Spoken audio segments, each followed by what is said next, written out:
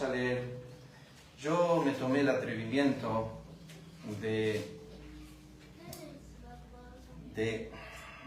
poner una de las traducciones de inglés. Le voy a explicar el por qué. No, obviamente no voy a leer la traducción en inglés, pero lo que sí quiero que noten es cuántas veces en el capítulo 7, comenzando con el versículo 14, aparece la palabra yo, que en el inglés, para aquellos que saben inglés, ¿cómo es el yo? I. Así que no va a ser difícil observarlo en el texto. Puse acá en la nota, en la versión en inglés, la palabra yo aparece 29 veces desde el capítulo 7, 14 al 25. Así que el énfasis es en tres aspectos, que es lo que remarqué. La ley se menciona aproximadamente 25 veces, el pecado unas 10 veces, 12 veces, comenzando obviamente con los primeros versículos del capítulo 7, y yo aparece 29 veces. En el versículo 14 te dice, porque sabemos que la ley es espiritual. Primera y única vez que la Escritura dice esto. Porque sabemos, dice Pablo, que la ley es espiritual, mas yo se contrasta con la ley. Soy carnal, vendido al pecado. Y el yo aparece en el versículo 14 en inglés, una vez, como tienen ahí, but I, mas yo. Pasamos al versículo 15. El versículo 15 dice, porque lo que hago no lo entiendo, pues no hago lo que quiero, sino lo que aborrezco, eso hago. En el inglés, como ven ahí, aparece 5 veces el I. Dice, si no les molesta, lo leo en inglés. For that which I do, lo que yo hago. Perdón, había una más. No la había visto. I allow not. O sea, 6. Error acá. For what I would. Otra vez. That I do, I not. But what I hate, that I do. 6 veces dice yo.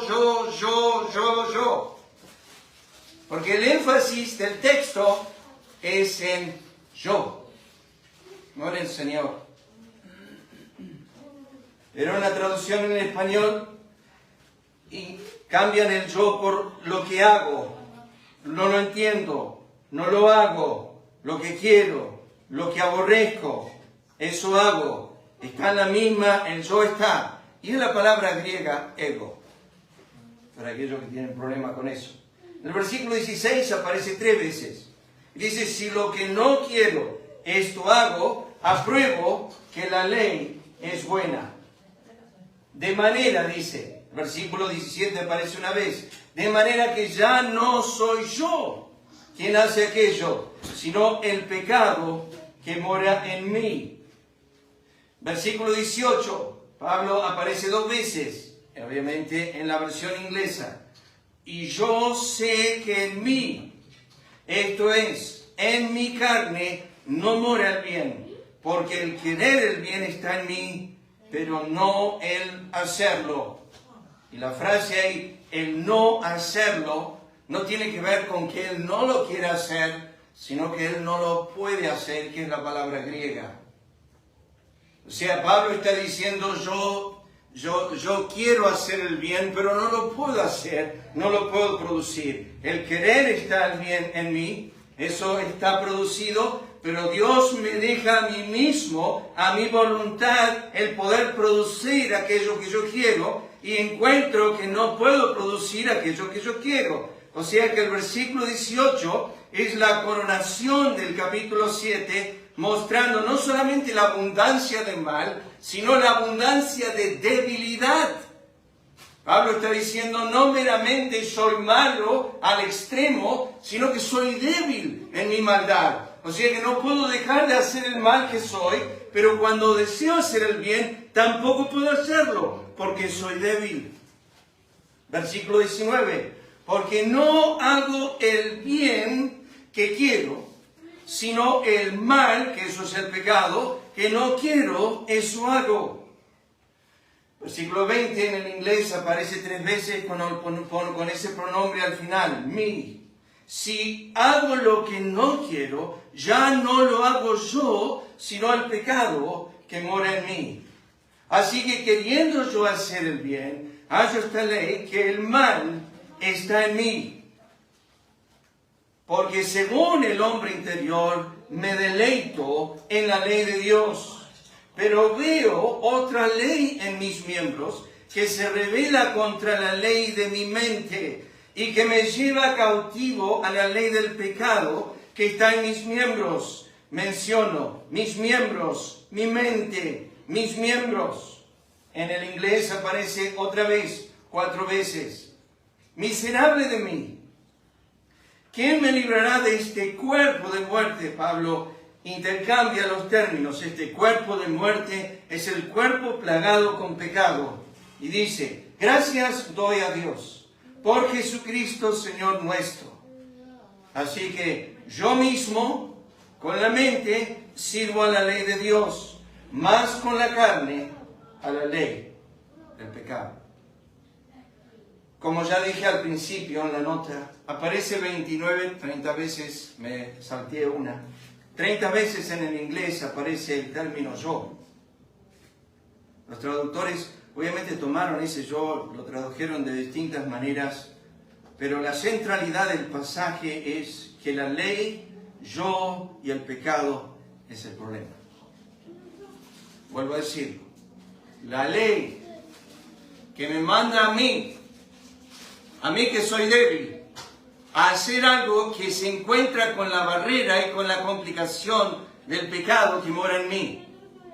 La ley justamente, santamente, demanda que yo haga el bien y me muestra el camino del bien. Porque la ley, dijo Pablo en capítulo 7, versículo 12, es santa, justa y buena. Entonces, Pablo dice, la ley me dice a mí lo que yo debo hacer. Y me muestra el camino del bien, de la santidad y de la justicia. Pero se encuentra con mi carne que está plagada de pecado. Y se encuentra con mi yo que es absolutamente débil. Y que yo no puedo hacer lo que la ley me dice hacer. Esta situación ya la encontramos pasado en Romanos capítulo 3. Donde Pablo habla acerca de la salvación por la ley. Que sí, con las obras de la ley, ningún hombre se justifica delante de Dios. Pablo está hablando aquí de la santificación. Está hablando de cómo uno puede ser santo. Wiersbe dice que desde el versículo 14 hasta el versículo 25, el tema que trata Pablo es la incapacidad de la ley. O sea, lo que es imposible para la ley realizar. La ley justamente demanda. Es por eso que Pablo hace una distinción entre la ley y el mandamiento. La ley es la naturaleza. El mandamiento es la fuerza de esa naturaleza. Me dicta lo que yo debo hacer. Por eso Pablo dijo, la ley es santa. El mandamiento dice, es santo, justo y bueno. Dios no mandó nada que no sea bueno para mí. Pero eso que Dios mandó produce en mí toda clase de codicia, como dijo Pablo. Introduce una abundancia de pecado. O sea, queridos hermanos, no es, sinceramente, que la ley me hizo empeorar. Lo que la ley hace, me hace ver. Revela mi condición. La ley no empeora nada. La ley manifiesta. Tengo una nota aquí que solamente quiero que vean un segundo. Voy a volver a esta. Pero déjenme mostrarles esto. Esto está basado en 3 ejemplos de la ley. El primero es como un espejo. Si no lo ven, se lo leo. Esto sacado de Santiago 1, 23 al 25. Nos muestra nuestra suciedad. Siempre fuimos sucios, pero vemos cuando vino la ley, el espejo.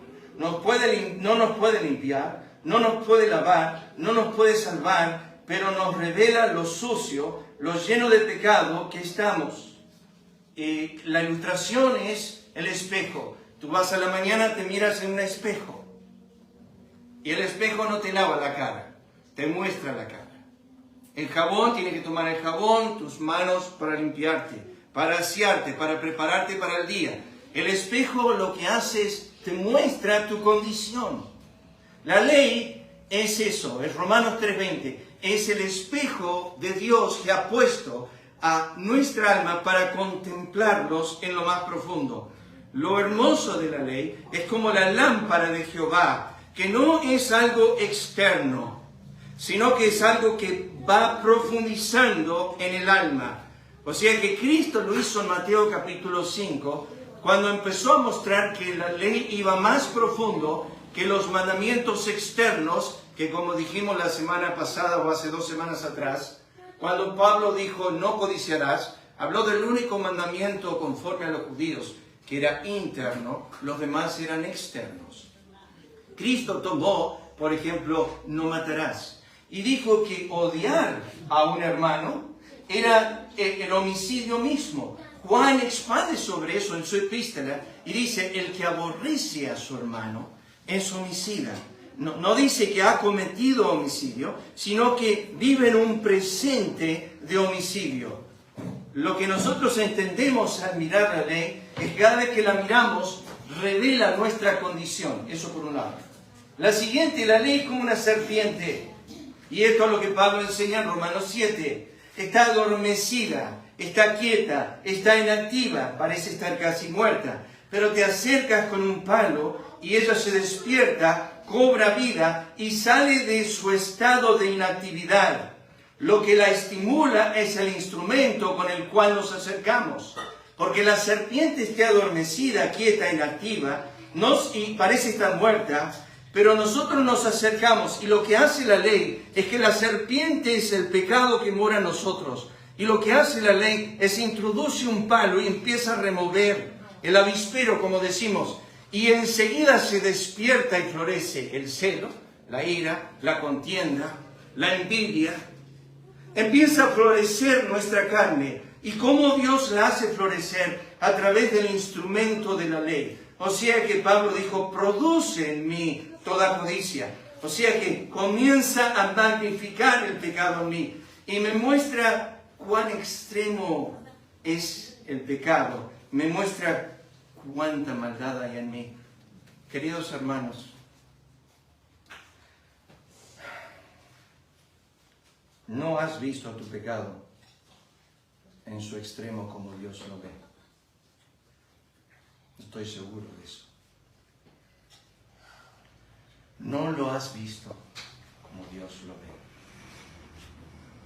Cuando Dios te hace ver tu pecado como hizo con Job, y no le trató el tema del pecado, le vino y le habló de la creación, le habló un poco de sus obras, y esas obras de las cuales Dios le habló a Job, hicieron contemplar su corazón delante de Dios.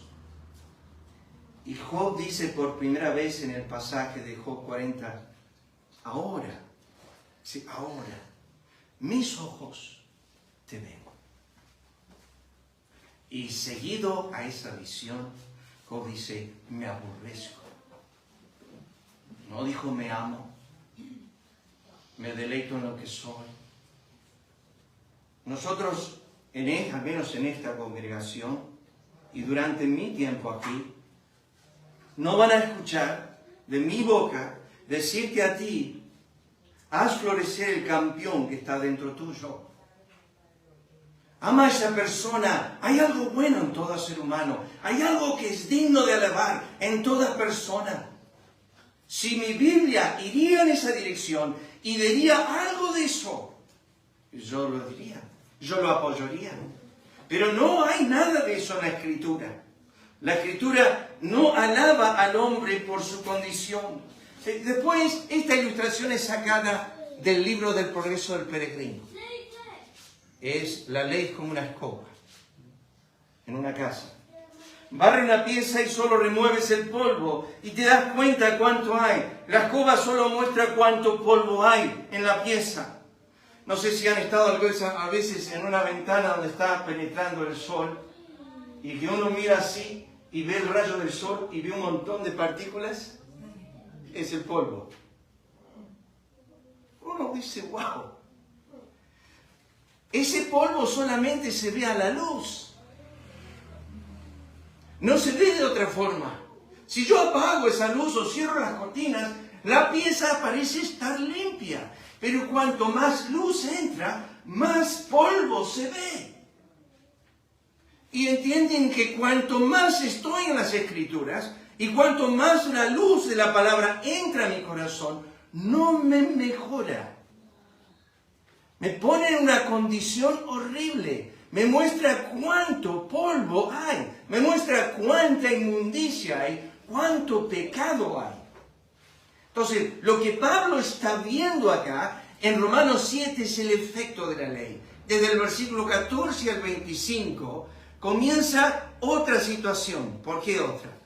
Porque en el versículo 7 al 13, Pablo en el versículo 9 dice, cuando yo vivía sin ley. Y habla acerca de otro tiempo en su vida. Pero ahora todos los verbos son en el presente. Y vamos a mirar eso un segundo. Vuelvo a la nota, perdón. ¿En qué estado estaba el apóstol Pablo? Bueno, aquí es un poco de información que tengo que darles. Porque hay diversidad de comentaristas. Le estaba diciendo a Mauro esta mañana que 70% de mis comentarios, pero de la mayoría de los comentarios que he leído, marcan una condición de Pablo en Romanos 7 y el 30% de ellos crea otra condición. Lo que quiero decir es que son buenos hombres de los dos lados. Aman al Señor y buscan honrar la palabra, temer al Señor, pero tienen diferente posición. Piper, en su comentario, en su Biblia, comenta dos posiciones. Él dice, existe un debate de larga data en cuanto si Pablo describe aquí a creyentes o no creyentes. Aunque ambos lados presentan buenos argumentos, el punto de vista mayoritario, que empezó especialmente con Agustín y fue confirmado por la Reforma, sostiene que Pablo se refiere principalmente a los creyentes. Esta posición se encuentra apoyo en lo siguiente. Primeramente, el cambio del tiempo presente. Pablo dice en Romanos 7:14, yo soy carnal. No dijo yo era. Dijo yo soy. El verbo está en el presente. Los creyentes no tienen un deseo profundo por guardar la ley de Dios. Los no creyentes, perdón, no tienen un deseo profundo por no guardar la ley de Dios. Está sosteniendo aquí Piper la posición de la cual él en el presente cree que es que Pablo era creyente en Romanos 7, 14 al 25. La distinción entre el yo y la carne marcada en el versículo 18. Déjenme decirles esto. Que Piper establece en el versículo 18 que si Pablo estaba no regenerado, no hubiese dicho lo que dijo. Pablo dijo, yo sé que en mí, esto es en mi carne, no mora el bien. Directamente dice, hubiese dicho, yo sé que en mí no mora el bien. Pero clarifica Pablo, agrega tres palabritas, en mi carne. ¿Por qué hace eso? Porque Pablo está escribiendo como justo y sabe que en él mora la Trinidad, sabe que en él mora Cristo, sabe que en él mora el Espíritu Santo y ahí está el bien eterno. Entonces, decir en mí no mora el bien no es decir la verdad, porque como creyente en mí sí mora el bien, pero el bien que mora en mí es Cristo, es el Espíritu de Dios. Pero Pablo clarifica, yo sé que en mí, esto es en mi carne, no mora el bien. En mi carne, o sea, en lo que yo soy, en mi naturaleza, no mora el bien. No trates de escarbar más hondo que eso. No trates de buscar alguna bondad. No trates de pensar que Dios erró en el blanco, que Dios no dijo la verdad acerca de ti. Cristo describió el corazón del hombre en Mateo capítulo 15, versículo 19, y dijo, del corazón salen, y mencionó 7 cosas, y la primera que mencionó es los malos pensamientos, los adulterios, las fornicaciones, y terminó, y de las 7 cosas no hay una sola que es buena. Podría haber dicho, bueno, esa es la lista de mal que hay en el corazón, pero hay un cuartito por ahí, hay un lugarcito en tu vida donde hay algunas cosas buenas y vamos a mencionarlas. Pablo, tomando referencia a eso, en la epístola a Romanos, comenzando el capítulo 3, hace una fotografía del corazón interno y dice, no hay quien haga lo bueno, no hay ni siquiera uno. Eso nos incluye a todos nosotros. Bueno, ¿qué clase de sermón es este? Yo vine a la iglesia para escuchar algo bueno. Eso es lo mejor que vas a escuchar de ti mismo.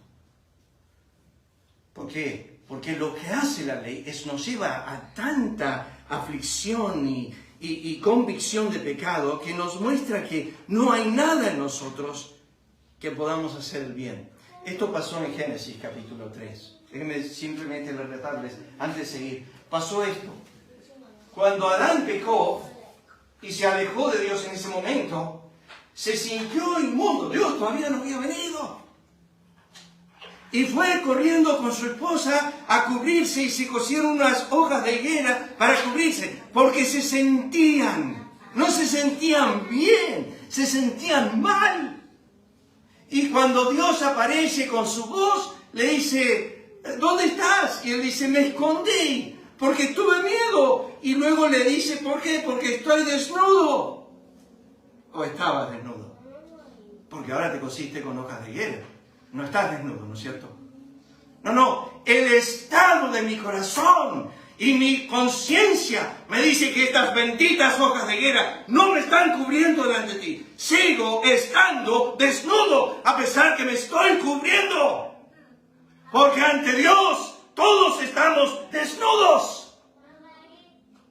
Y tratamos de cubrirnos con lo que sea, pero no podemos.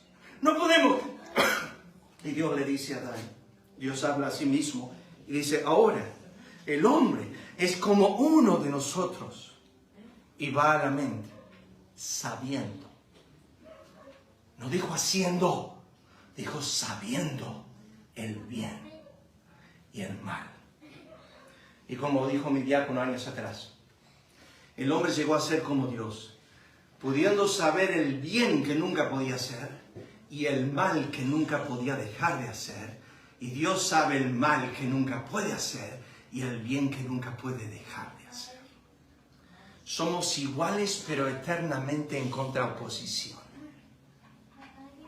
Yo y Dios somos iguales, no en el conocimiento a pleno, porque el único que conoce mi corazón, que es engañoso y perverso, es Dios.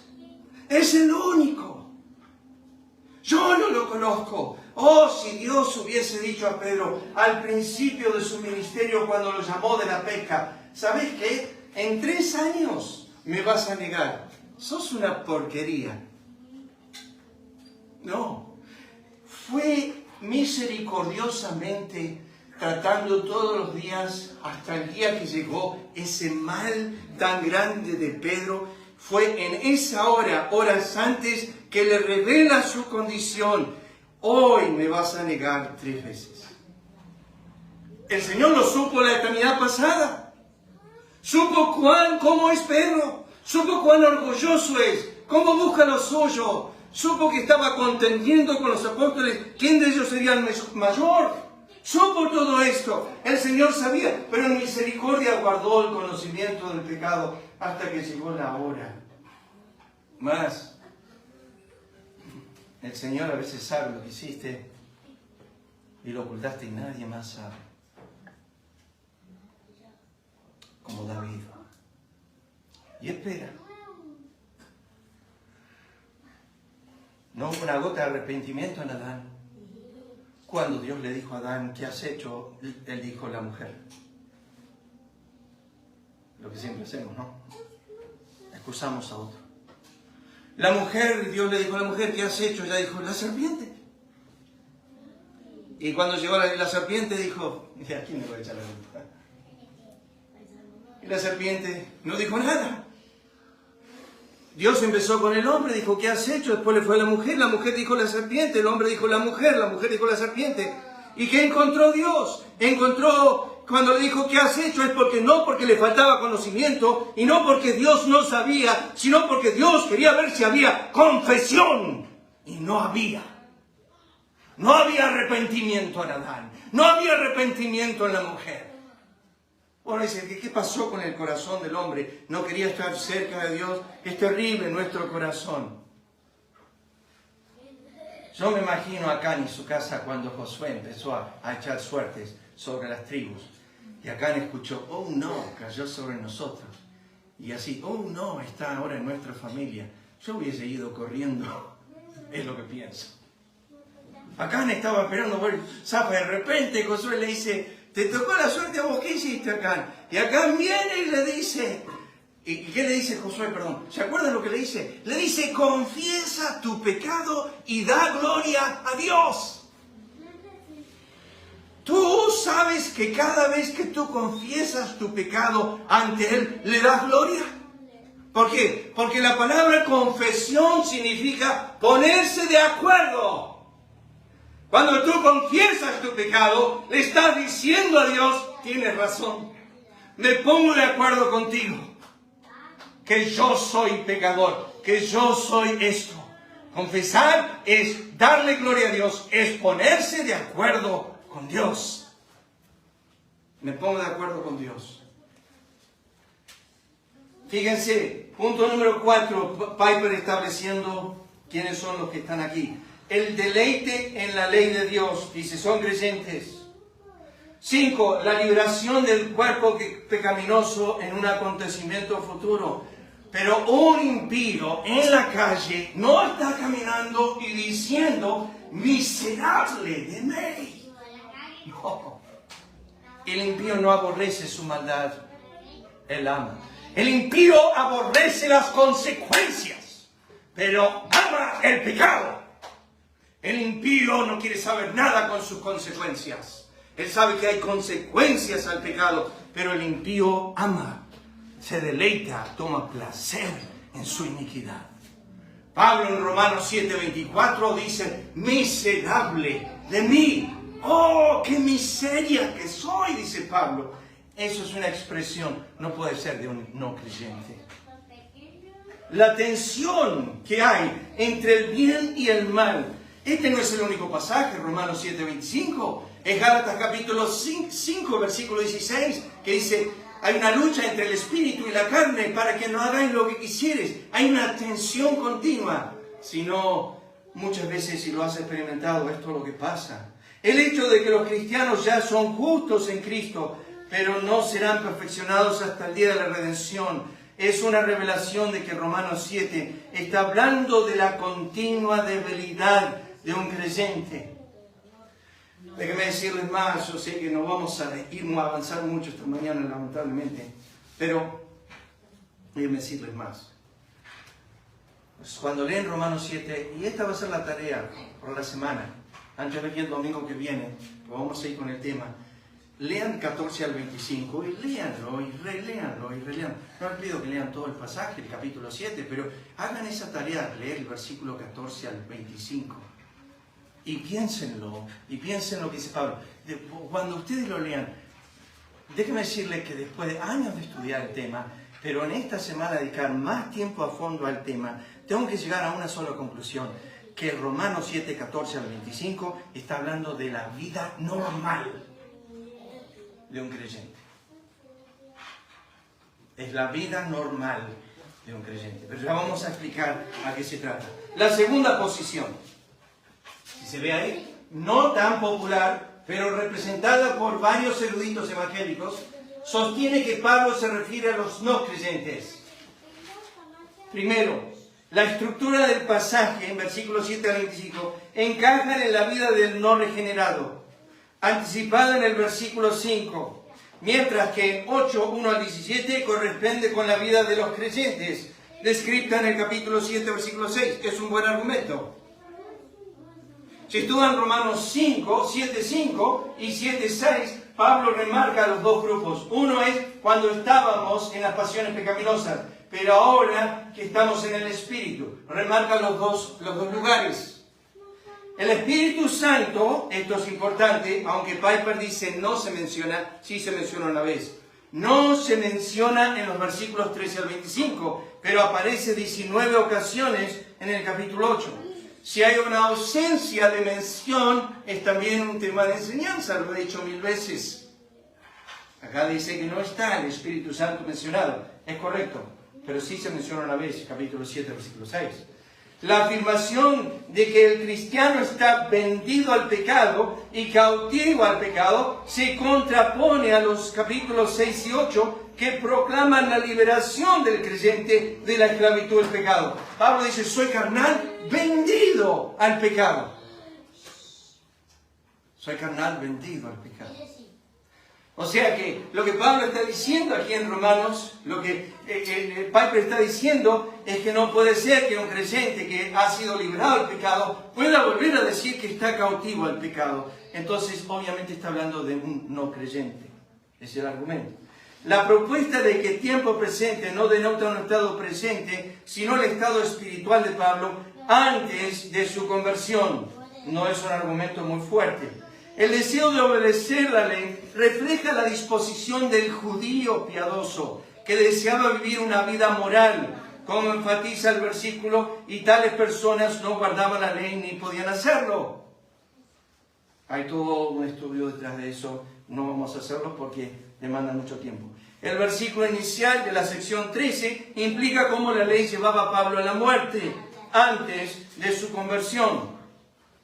Esa postura es la que dice Piper. Si uno toma la Biblia de Piper, en el comentario de Romanos, al final, porque tiene una Biblia de estudio, al final, en la Biblia de estudio que la tengo ahí en casa, dice Piper estas dos posiciones, creyente o no creyente.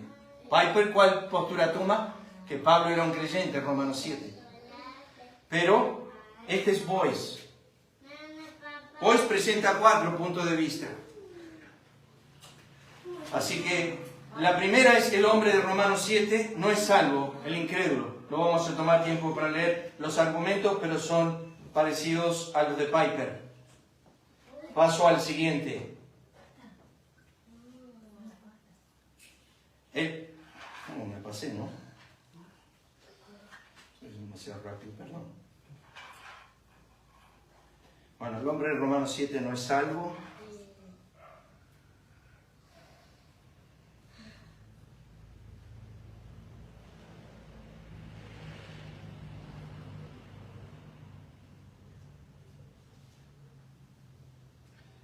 Después, si quieren, se lo paso porque es importantísimo todo lo que dice Boyce del tema. Romanos 7. El hombre de Romanos 7 es un cristiano carnal.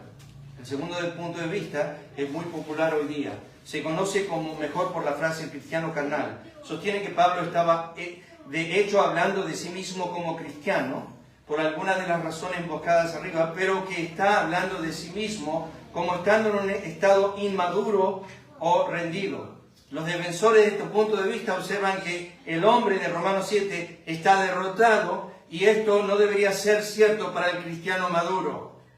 Esa es la posición que se toma, o sea, un creyente carnal. La siguiente postura es en Romanos, que es único, de Boyce lo menciona, que era la que sostenía algunos, pero entre ellos Martin Lloyd-Jones, es una persona bajo convicción. Esto es un poco difícil de entender. Pero déjenme decirles qué es. Es entre una persona no regenerada, o sea, un no creyente, y de este lado un creyente, y está en un limbo, un punto medio. ¿Cómo se llama eso? Se llama los que tuvieron avivamientos, dice que se llamaba la palabra despertar. O sea que era el proceso del Espíritu de Dios donde traía un alma bajo convicción de pecado y por un tiempo esa alma sentía la opresión de la ley sobre su alma, que creen que algunos que presentan a Romanos en capítulo 7 como eso. Déjenme leer la nota de Martin Lloyd-Jones sobre esto. Pero ¿dónde nos deja esto? Si Pablo no está hablando de una persona regenerada o no regenerada, ¿de quién está hablando? Lloyd-Jones responde que está hablando de alguien que ha sido despertado de su anarquía personal e incapacidad espiritual por el Espíritu Santo. pero que todavía no ha sido hecho partícipe de la nueva vida en Jesucristo. Es alguien que en el lenguaje de los avivamientos americanos del siglo XVIII puede decirte que ha sido despertado a la verdad de su condición, pero que todavía no ha revivido. El trabajo se ha iniciado, pero aún no ha llegado a buen puerto. O sea que cuando leemos Romanos 7, 14 al 25, que Pablo dice, soy carnal, vencido al pecado, la ley es espiritual, y ve todo este proceso interno que está sucediendo, lo que no quiero hacer, eso hago, y lo que hago no quiero hacer, y está en esa lucha, ese combate, esa guerra. Es una persona que está despertándose a su condición, pero aún no es creyente y sigue siendo incrédulo, pero está en el proceso de llegar a ser creyente porque Dios le ha puesto en un despertar espiritual. Eso es lo que dice Martin Lloyd-Jones. Si alguno tiene problema con eso, déjeme decirle que uno de los mejores comentarios de los siglos es el de Martin Lloyd-Jones. Él ha sido un gran hombre de Dios, muy respetado por MacArthur, lo cita siempre. Piper lo cita siempre. Esto es lo que creía Martin Lloyd-Jones. Yo le dije a Mauro hoy cuando veníamos. MacArthur cree que la iglesia de la Odisea es apóstata. Yo no estoy de acuerdo con eso. Pero bueno, hombres tienen distintas convicciones. Hombres tienen distintas convicciones. ¿Cómo trajiste tu carta? Y el último, la cuarta posición después, dice el hombre de Romanos 7, es un cristiano maduro. Y ya de entrada le digo, este es. El último punto de vista, que es el que de la mayoría de los comentaristas reformados desde la época de Último Agustín en adelante, incluyendo a Lutero, Calvino y los puritanos, es que Pablo está escribiendo de sí mismo como un cristiano maduro, describiendo el conflicto continuo del cristiano con el pecado, con todos sus experimentos, enseñando que no hay victoria en tales luchas aparte del Espíritu Santo. En otras palabras, puesto que en Romanos 7 habla de la función y los límites de la ley, Pablo está diciendo que así como la ley de Dios es incapaz de justificar a una persona, la justificación es posible por la obra de Cristo. La ley también es incapaz de santificar a una persona. La santificación debe ser llevada a cabo en nosotros por el Espíritu Santo. Esa es la nota de Martin Lloyd-Jones. Kent Hughes presenta tres personas. La primera en este pasaje describe a un fariseo no cristiano bajo la ley. Era el punto de vista de los padres griegos. El segundo punto de vista es que describe a un cristiano normal. El punto de vista de Agustín, Lutero y Calvino. La tercera posición es que describe a un cristiano carnal. Y el autor Kent Hughes dice, creo en la segunda opinión es la correcta, que es la de un cristiano normal. MacArthur agrega, y son las dos, así que no llegamos a ningún lado esta mañana. No te escuchen. Algunos intérpretes creen que el capítulo 7 describe al cristiano carnal, uno que vive en un nivel muy bajo de espiritualidad. Ese es el uno. Muchos sugieren que esta persona es un cristiano frustrado, legalista, que intenta por sus propios medios agradar a Dios. Ahí estuve yo por años. Mi padre me enseñó legalismo y yo viví ahí por años, buscando agradar a Dios en todos mis esfuerzos, seriamente sincero, pero continuamente fracasado. Muchos hombres se introducen a la gracia y están en movimientos que les animan a guardar la ley. Muchos hombres salen del pecado y se introducen a la gracia y están en un movimiento como el movimiento nazareno, que le hablan de la impecabilidad del cristiano y que puede vivir sin pecar. Y ese creyente se vive martirizando porque nunca alcanza eso. Y yo lo llamo el cristiano legalista. Él dice, acá está la ley, tengo a Cristo, pero tengo que ser aprobado por Él. Tengo que agradarle, voy a tratar de cumplir con la ley. Y no puede. Y trata y se frustra. Estuve ahí por años. Hasta que alguien me empezó a hablar de la gracia. Del obrar de gracia en el creyente. Lo que quiero decir es que esto no es un pensamiento lejos de Romanos 7. No es el fariseo de Pablo, porque el fariseo de Pablo era orgulloso. Es el quebrantado fariseísmo de un legalista que dice, trato pero no puedo, y cuando intento sale todo contrario a lo que quiero. Puede ser. Y finalmente MacArthur dice, pero la actitud expresada en el capítulo 7 no es típica de los legalistas, que tienden a estar autocomplacidos con su cumplimiento de la ley. La mayoría de la gente se siente atraída por el legalismo en primer lugar porque ofrece la perspectiva de cumplir normas de Dios por sus propias fuerzas. Parece bien que Pablo está describiendo aquí a los cristianos más espirituales y más maduros. Y uno dice, si ser carnal y vendido al pecado es un creyente espiritual, no quiero estar ahí. Oh, pero no entiendes lo que está haciendo Dios. Tú en tu condición de pecador nunca viste un gramo de tu iniquidad. Nunca sentiste ningún peso de tu naturaleza. Y cuando sales de las tinieblas a la luz, del poder de Satanás a Dios, y te introduces a la infinita gracia de Dios, es cuando ahí comienzas a ver no solo cuánta maravilla hay en su gracia, sino cuán profundamente pecador realmente eres. Pero fuiste y serás.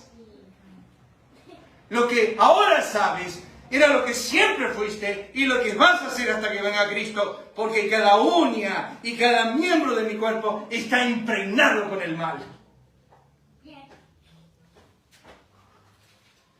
MacArthur, y termino con esta cita rápidamente. Y seguimos la semana que viene. El nivel de discernimiento espiritual, quebrantamiento, contrición y humildad que caracterizan a la persona descrita en Romanos 7 son marcas de un creyente espiritual y maduro, que ante Dios no confía en su propia bondad ni logros. Solo un cristiano en la cumbre de la madurez espiritual experimentaría o se preocuparía por tan profundas luchas de corazón, mente y conciencia. No mira al acostarse con la mujer ajana en la cama, como ese es un pecado aborrecible. No el adulterio, no el mirar mujeres en mi corazón. No, eso no es tanto. El hecho literal, cuidado con eso. Eso destruye hogares, eso destruye familias, eso destruye. Pero que yo viva deseando mujeres en mi corazón, eso no está mal. Pero cuando Dios aparece en su luz, eso se magnifica. Y el pecado no pasa a ser un pecado externo, sino una lucha, una batalla interna, diaria, continua, de celos, envidias, mentiras, engaños. Y todo pasa porque un creyente que está creciendo en Dios comienza a ver lo deplorable de su naturaleza. Soy carnal. Eso lo dijo un hombre que estaba escribiendo con la pluma de inspiración uno de los tratados más importantes de nuestra Biblia. Soy carnal, vendido al pecado. Era ver su naturaleza más profunda. Cuanta más clara, dice MacArthur, y completamente veía la santidad de la bondad de Dios, más reconocía y se afligía Pablo por su propia pecaminosidad. Los versículos 14 al 25 hablan de una batalla consciente, decidida contra el pecado, que sigue siendo un enemigo poderoso, pero que ya no es su amo.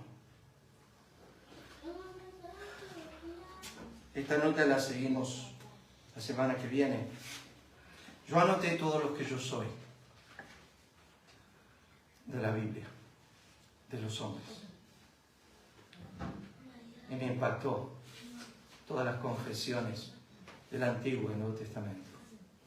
Lo que los hombres han dicho de sí mismos. No es diferente a lo que yo soy. Yo soy. Si eres sincero, si eres espiritual, si te estás acercando a Dios, tu yo soy van a ser como el de Pablo. Yo soy carnal. Y yo soy vendido al pecado. Si quieren explicar esa frase, vendido al pecado, me gusta lo que dice Wiersbe. Se explica en el versículo 15 al 24. Toda esa lucha que Pablo tiene ahí, solamente le dice al corazón de Pablo: estás envuelto en iniquidad. Estás vendido al pecado. ¿Quién me va a librar de esto? O hay una esperanza, hay una respuesta, y se introduce en Jesucristo, y se introduce en Romanos 8. ¿Quién me va a librar de esto? Pero esto es Romanos 7, es nuestra verdadera condición. Vamos a orar. Padre, gracias por este tiempo juntos. Pedimos, Señor, que bendigas a tu pueblo, que permitas que podamos crecer en la gracia y el conocimiento de Cristo día tras día. No solamente a través de su belleza, sino también a través de nuestra depravación. Lo pedimos, Señor.